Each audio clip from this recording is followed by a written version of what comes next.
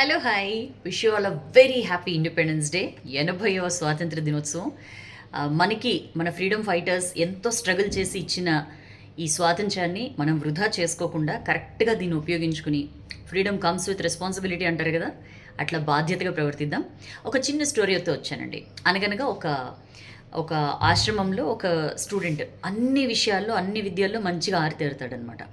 అతను వాళ్ళ గురుగారి దగ్గరకు వచ్చి, గురుగారు అద్భుతమైన సామర్థ్యం ఎవరి సొంతం అని చెప్పి అడుగుతాడు.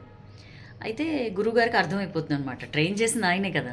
అతని కళ్ళలో ఒకలాంటి గర్వం, ఎందుకంటే అతను చాలా మందిని ఓడించి ఒక రకంగా టాప్ అనమాట, మెరిట్ స్టూడెంట్ అంటారు కదా, ఆ టైపు. సరే గురుగారు ఇతని పేరే చెప్పాలన్న ఆశతోనో ఆకాంక్షతోనో అడిగితే, గురుగారు అతని కళ్ళలో ఆ గర్వం అది గమనించి ఒక పని చెప్తాడు. ఒక పని చేయి, మన వెనకాల బ్యాక్ యార్డ్లో ఒక పెద్ద రాయి ఉంటుందన్నమాట, వెళ్ళి దాన్ని తిట్టిరా అని చెప్పి అంటాడు. గురుగారు ఏంటి ఇట్లా అంటారు, రాయిని తిట్టడం ఏంటి అని, సరే గురువు ఆజ్ఞ కదా అని చెప్పి వెళ్తాడు.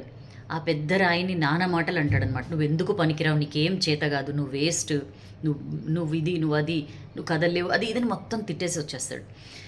ఏమైంది అంటే, రాయి ఏం స్పందిస్తుంది గురుగారు, రాయి ఏం స్పందించలేదు, అలానే ఉంది అని. సరే ఒక పని చేయి, నీకు కత్తి యుద్ధం వచ్చు కదా, వెళ్ళి కత్తి తీసుకుని ఆ రాయిని మొత్తం యుద్ధం చేసిరా రాయితో అంటే, ఏం మాట్లాడతారు గురుగారు మీరు, అసలు నాకు కత్తి ఎందుకైనా ఉంటుందా ఇంకా ఆ రాయితో పెట్టుకుంటే, అండ్ ఒకవేళ అది వదిలేసి నేను ఏదైనా చేత్తో చేద్దామంటే నాకు ఆ వేళ్ళు మొత్తం అంతా పగిలిపోయి నానా ఇదైపోతుంది, అసలు ఏం చెప్దాం అనుకుంటున్నారు మీరు అంటాడు. అంటే గురుగారు అంటారనమాట, కోపం అందరికీ వస్తుంది, బాధ అందరికీ వస్తుంది, లేదా కోపంలో ఎవరైనా కొట్టాలని కూడా అనిపిస్తుంది.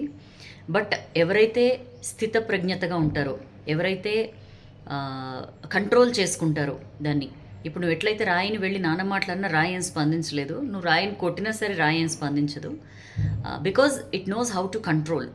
అట్లా ఎవరికైతే సెల్ఫ్ కంట్రోల్ అనేది తెలుస్తుందో వాళ్ళే నిజమైన పోరాట యోధుడు అని చెప్పి అంటారు. అంటే మరి అసలు పోరాటమే చేయొద్దా, అసలు వారే చేయొద్దా అని చెప్పి అడుగుతాడు శిష్యుడు.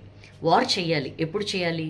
నిజంగా నేను యుద్ధం చేయడం వల్ల, లేదా నేను పోరాడడం వల్ల, లేదా నేను నా వాయిస్ రేజ్ చేయడం వల్ల ఎవరికైనా మంచి జరుగుతుంది అనేది ఉన్నప్పుడు వార్ చేయాలి. అంతే తప్ప నా గ్రేట్నెస్ లేదా నా నా ఎబిలిటీస్ లేదా నేను అసలు తోపు అని ప్రూవ్ చేయడానికో ఇంకో దానికో వార్ చేయడం, లేకపోతే నోరెత్తి మాట్లాడడం, లేకపోతే గట్టి గట్టిగా అరవడం. కొంతమంది అంటారు కదా, ఆధిపత్యం చూపించుకోవడానికి అనవసరంగా లేనిపోని ఆర్భాటాలకు పోతారు, అరుస్తూ ఉంటారు, కేకలు పెడుతూ ఉంటారు, తమకంటే చిన్నవాళ్ల మీదో లేకపోతే ఇంకొక రకంగా ప్రతాపం చూపిస్తుంటారు. అది కాదు యోధుల లక్షణం. కన్స్ట్రెయింట్ ఉండాలి, కూల్ ఉండాలి, ఇలాంటి వాళ్ళే నిజమైన యోధులు. సో లెట్ మీ నో మీరు ఏ టైపో. వీడియో నచ్చితే లైక్ చేయండి, బాగా నచ్చితే షేర్ చేయండి.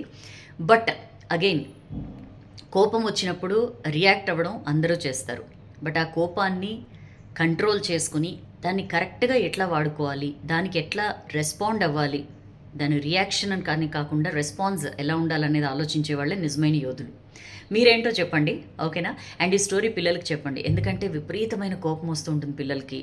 దాన్ని ఎలా కంట్రోల్ చేసుకోవాలో తెలియక అరుస్తూ ఉంటారు, లేకపోతే ఇది చేస్తుంటారు. చిన్నప్పటి నుంచే ఇట్లాంటి వాల్యూస్ చెప్తే మనం ఒక మంచి జనరేషన్ని ఇచ్చిన వాళ్ళం అవుతాం. ఓకేనా? Let me know in the comment section మీకు స్టోరీ నచ్చిందో లేదో. నచ్చితే లైక్ చేయండి, బాగా నచ్చితే షేర్ చేయండి. నెక్స్ట్ వీడియో కోసం వెయిట్ చేయండి. This is your Soujanya signing of.